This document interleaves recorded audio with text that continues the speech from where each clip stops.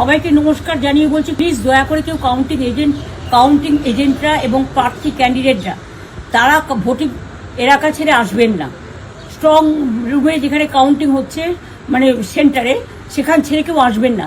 এটা বিজেপির প্ল্যান। প্রথম 2-3 রাউন্ডে আমি কালকে থেকেই বলছি যে ওদেরগুলো আগে দেখাবে, আমাদেরগুলো পরে দেখাবে। এবং অনেক জায়গায় 2-3 রাউন্ড কাউন্টিং করার পরে প্রায় 100টা জায়গায় কাউন্টিং বন্ধ করে রেখে দিয়েছে। এবং কল্যাণীতে ধরা পড়েছে 7টা মেশিন যেখানে কোনো মিল নেই। এটা টোটাল ফোর্সফুলি সেন্ট্রাল ফোর্সকে দিয়ে চারিদিকে তৃণমূল কংগ্রেসের উপর অত্যাচার করছে, অফিস ভাঙছে, জোর করে দখল করছে। এসআইআর নামে আপনারা দেখেছেন ভোট লুট করেছে যাতে যে সিটগুলো জিততে পারে।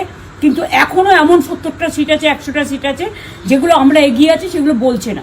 টোটালটাই মিথ্যে নিউজ খাওয়াচ্ছে। আগে ডিআইসিও এই খবরগুলো দিত, কিন্তু তাকে কালকে চেঞ্জ করে দেওয়া হয়েছে। টোটালটাই ইলেকশন কমিশন নিজের ইচ্ছে মতো খেলছে এবং সাথে কেন্দ্রীয় বাহিনীকে নিয়ে। এবং আমাদের পুলিশরা টোটাল মাথা নত করে কেন্দ্রীয় বাহিনীর আন্ডারে কাজ করছে। সুতরাং আমি আমাদের কাউন্টিং এজেন্টদের, আমাদের সমস্ত পার্টির কর্মীদের বলবো, অত মন খারাপ করার কারণ নেই।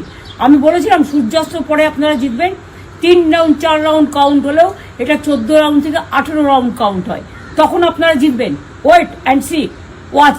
আমরা সবাই আপনাদের সাথে আছি, আপনারা কেউ ভয় পাবেন না, নিশ্চিন্তে থাকুন। আবার বাঘের বাচ্চার মতো লড়াই করে যাবো।